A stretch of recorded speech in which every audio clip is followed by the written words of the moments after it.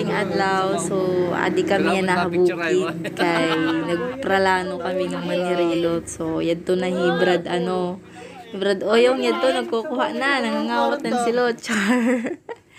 Balito mga kasangkay kanda si Alma niya didi. Di asya nga adi kami na tira bukid. Kay nahihidlaw na ko noon mga nihidlaw na Panirilot. So ayan.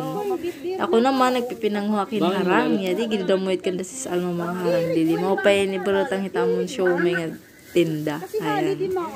So ginharvest ko an ira mga sili. Ay, okay na kay gidadamuyan hinugan ira mga sili yan. Maupay na niya kay libre na mga kasangkay nga pipinanuha ang mga sili. Kay maram kamot presyo ha merkado ba daw kagi mamahalin na len ora-ora. Waray na yan na barato bisan limon sili gig mamahalin at mga paraplitan ha merkado. Asya yun maupay na makakalibre na yun haamon yan nga sili. Kukuan ko yun ihimon ko yun nga susitamon ka ng siomay. Tapos yan na naman mga kasangkaya di kami ira may mga agitway. Ayan.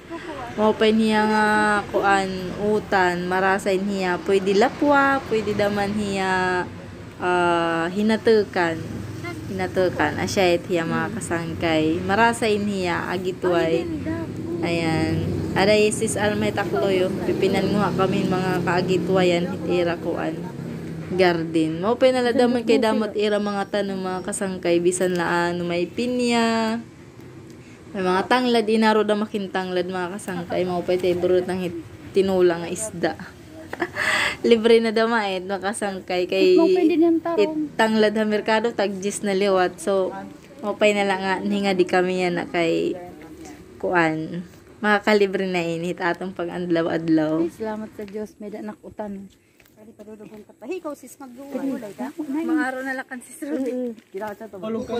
So amo na ini na mga kasangkay amon silot. Ayan, gimbutangan namon hin gatas tapos may dadaman biscuits.